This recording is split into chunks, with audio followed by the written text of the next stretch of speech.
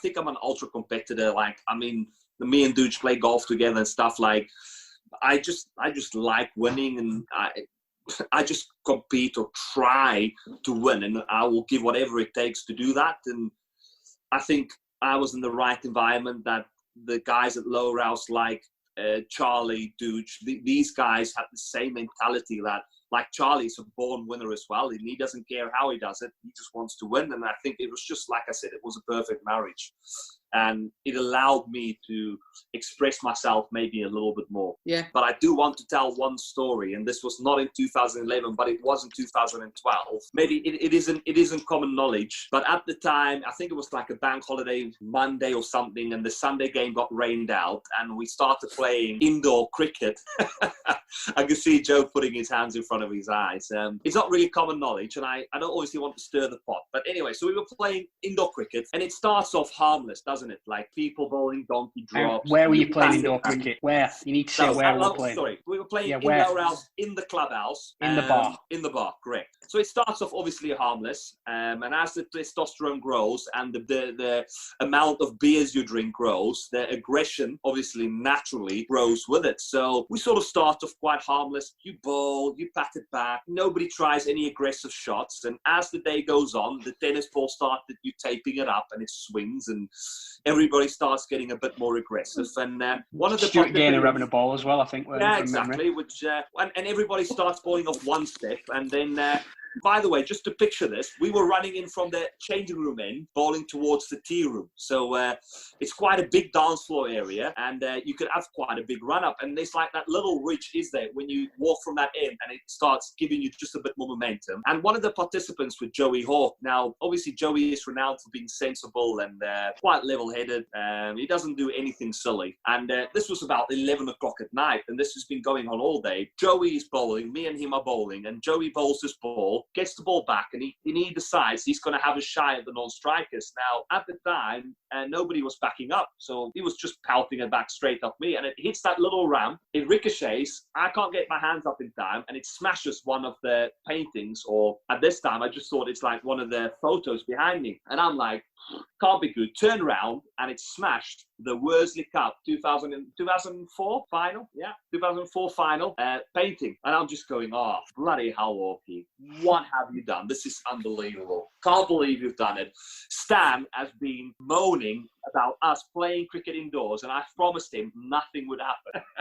So he's thrown this ball back, smashed the glass. So me thinking I'll be a good deed, I start picking out this glass out of the frame, trying to clear it out so we can take it off. Halfway through, I realize I've cut my back of my finger. And looking at the photo, I've realized I've put like 3 blood dots on the actual painting. So now, being quite jovial with a few beers, I'm just thinking, how have I become like the main suspect for causing this when it wasn't even my fault? So I tell Hawkie to load. So we've taken the picture off. We've loaded in his car, and I say we'll sort it out in the morning. So morning comes, Hawkie rocks up at my house, and I said, Hawkie, I've been thinking about this for ages. What we'll do is we'll go to Tesco and we'll buy like a water painting kit, and we'll paint over the blood dots on the painting.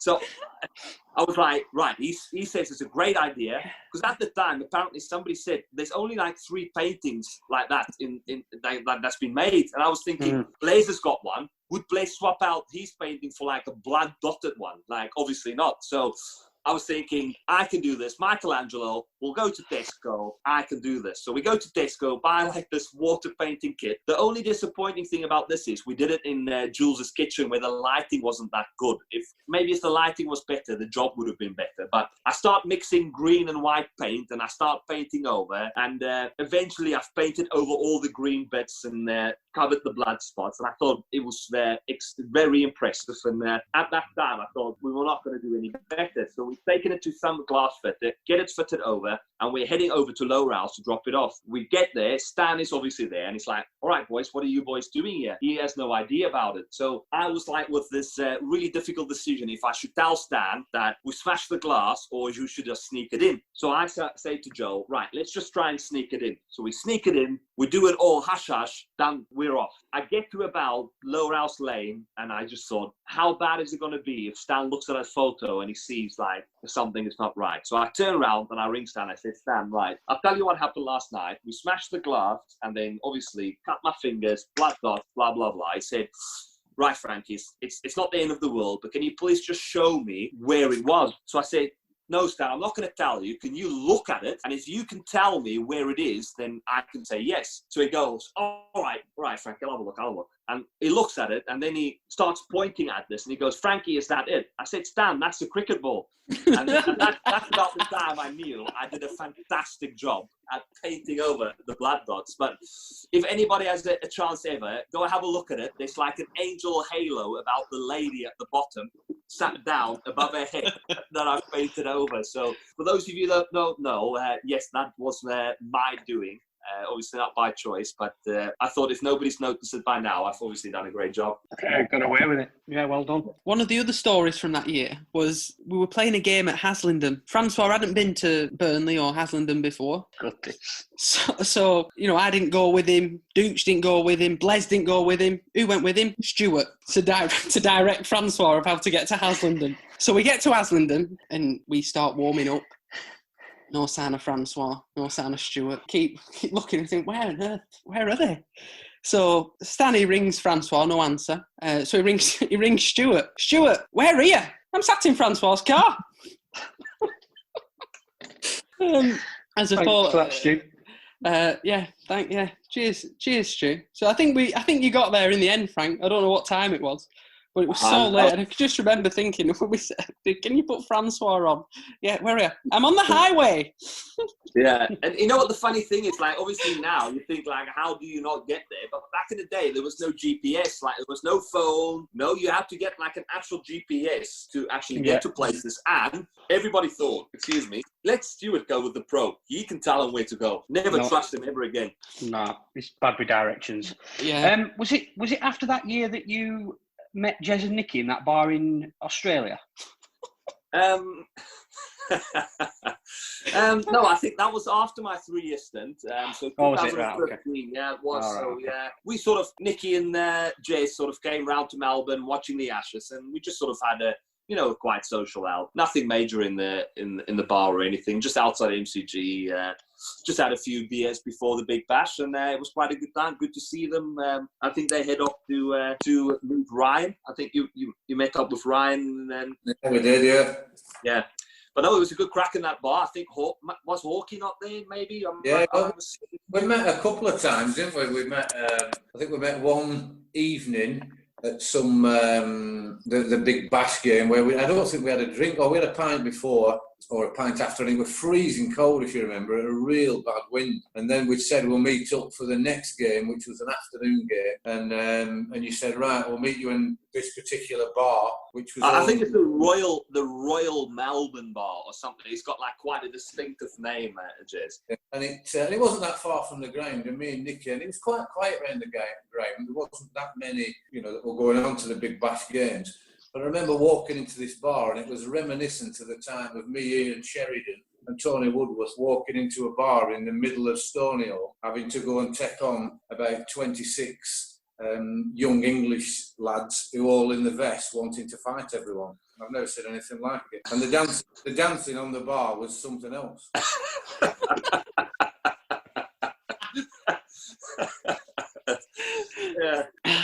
Yeah, memories. No, it was good fun. Right, so obviously we've discussed the 2011 season there, and we're at an hour and 38 minutes. Yeah, I will cut it down. Yeah, no, I know that, but what I'm saying is that maybe we should realistically have Frankie on for the other 2 seasons he was pro, and have a 2012 season and a 2013 one. Yeah, we can't do them both now. No, it'd be 4 hours. Anything else in that 2000? So another thing was the 2011, just sort of off the back of me, just wanting to tell. So my first experience, right? So I arrive at Manchester Airport. Right, I'm keen. I've just had 2 days on the trot where I've been drinking with my mates, getting ready for a big season in England. I get picked up by John Waite. So I'm with Waitey in the car.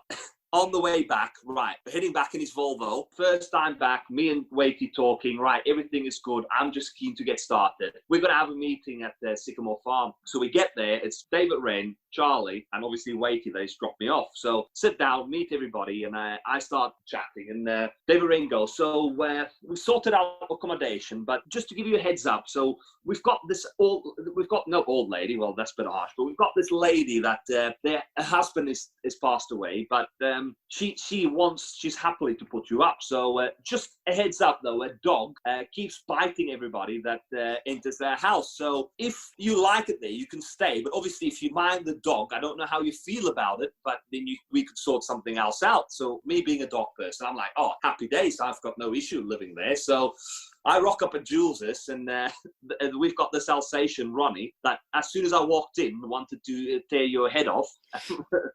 And I just was happy to stay there. And I can't think of anything better for me personally and for the cricket club, because Jules is sort of the heart of the community. I used to go to Rose Grove, and it just embedded me in the whole Rose Grove and Lowerhouse community that I love staying at Jules's. Johnny Russell used to come out on Friday mornings and ask Jules, like, so what has the big man been up to this week? And he used to dig all the information out. And then weekends, he used to like ask me, but he already knew. And Jules would tell him everything like we did during the week. And I just think it was like such a perfect harmony or combination that I felt really close, because like Charlie, Chip, Stewart, a lot of the people that went on used to go into the railway.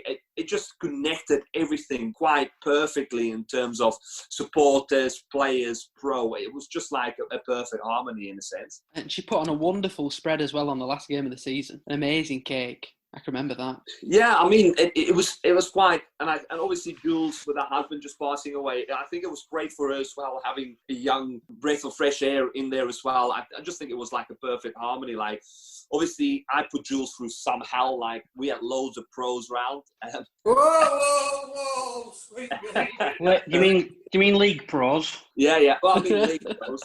I was speaking to Joe beforehand. So at the time, one of my mates, Puchis, came round. We went on a night out, Thursday night, wake up on a Friday morning. So I wake up, about to go to the toilet, and there is the biggest pile of shit at the bottom of my bed. And I'm like, I wake him up and I'm going, what have you done last night? How pissed were you? And he's like, what do you mean? I said, how? And I mean, it was massive. I'm like, why have you shat at the bottom of my fucking bed? I do not believe how have you done that. It wasn't me, I promise. I said, but it wasn't me. Who else is going to do that? So I'm fuming, storming downstairs. And I sort of mentioned this in passing to Jules. And Jules goes, oh yeah, Ronnie has a pup, used to poo in that room. So it could have been her. So a few times during my tenure as pro, I've entered my room and there was a massive pile of surprise waiting for me as I entered the room. Well, Frankie, I can remember that you had a real attachment with Ronnie the dog, and I can remember you walking him in his whites after a game when Jules were on holiday or something. Yeah, it was quite. He left in his whites. Yeah.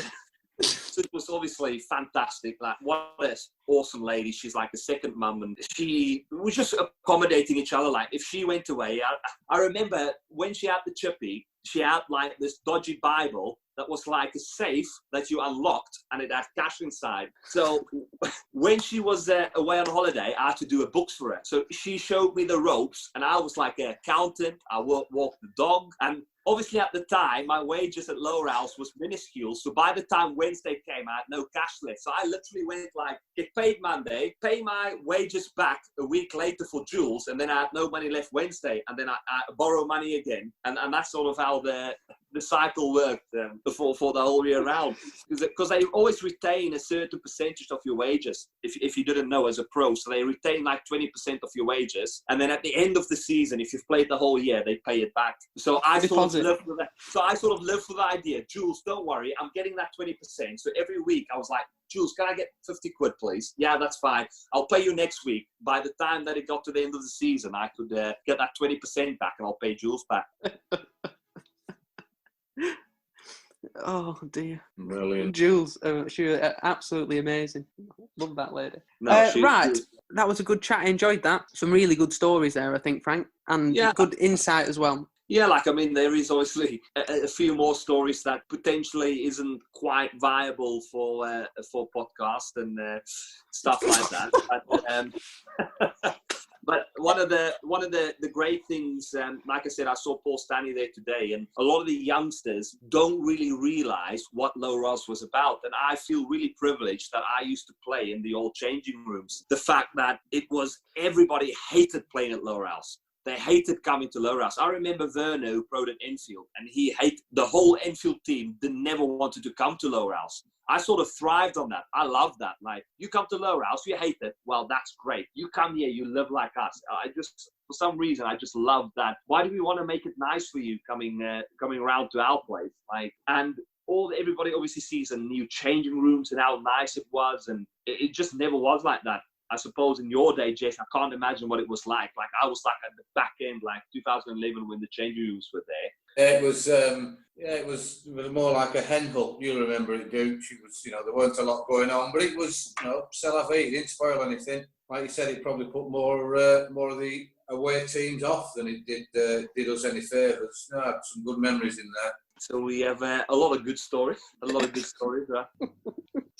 Oh, excellent. Right.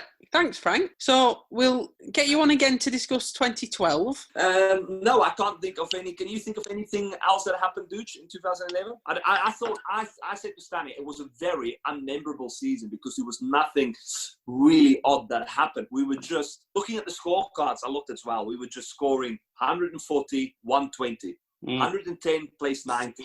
We were just grinding out results. It was just a great effort. And unless you've experienced it, it's very hard to talk about it and say what has happened and what has done this. Unless you've been, because it was a constant, like, I can remember trying to Cal Meady after being grinding my tits off on Nelson's wicket because it's the worst wicket ever in the whole world. Grinding, getting singles and just getting fed up and trying to cow one and getting bowled, thinking that we'll win easily and then end up nearly losing. Like, that was how inexperienced I was as pro. Yeah. How was Nelson, by the way, Jess, when you used to play on it? I hate playing at Nelson. It was one of my most hated grounds. It's just a shit wicket. Low, slow, awful. Yeah, no, I never minded it. There were some good pictures a while ago. It did get a bit of a... I think they stopped spending money on it and it started going downhill, but going back some years, it was fantastic. It was a decent pitch. I always did okay there. Yeah, I don't think my stats at Nelson is great at all. Like, I don't think I've had great games there, especially with the ball. Just on a completely side note, Jez, how many overs were you keen bowling from the park end? Yeah, I didn't mind. I'd bowl from any end if, because it started off really because when I first started bowling in the first team, I was probably 23, when we had some good amateurs, and there was a few of them wouldn't bowl from the park end, so I just thought I'm better off volunteering to bowl from any end than not bowling. So that's how it got from there, and I got used to it a little bit. Yeah, because it's just a strange thing, because I spoke to Dooch about it as well. Like, I think certain bowlers really suits bowling from park end. Like, I think Joey Hawke is the perfect bowler. He's not that tall, he's skiddy, and at park end where it sort of nips into the wicket and it stays low, he's sort of like the perfect bowler. And I think a lot of guys, because it's not the quickest or the glamorous end to bowl from, they're not always that keen to bowl from that. But obviously, I've never seen you bowl, so I always try and picture what sort of bowler Jez was. Were you like a big away swinger? Were you sort of a in-ducker, nipper it in? Or were you a skidder? Were you like a big cutter bowler? Like, it's hard for me to envisage and trying to see which end you would bowl from or how you would bowl. Yeah, I'd like to think I could bowl all those, Frankie. But it's not. I would bowl according to the conditions really, and bowling from the park end, you just didn't bowl any half volleys. You just made sure, certainly if you were near the top end of the square, if you bowled it short of a length, you had plenty of room for your field down on the leg side. But no, I just love bowling, Frankie. I love bowling. Mainly an outswinger, but could try and do a bit. I think towards the last 25% of my career, I got quite a decent slow ball that would get a lot of poor batsmen out. later on in the games. But yeah, it's, I didn't mind bowling from that end. Jez, did you bowl a lot from that end? Yeah, the majority of the time. Whatever platform you're listening on, it'd be a real benefit if you subscribed, whether that's on Apple Podcasts or whether that's on Google Podcasts or Spotify. If you subscribe, it really helps our listeners. I don't know if you've noticed, but we're on the podcast charts now. We're actually charted in our for our podcast efforts. So the more that you subscribe, you'll get the podcast through to your phone or whatever you listen on straight away, and it helps us as well. Helps us with our listenership. So that'd be great if you could do that. Thanks very much, everybody, and we'll speak soon.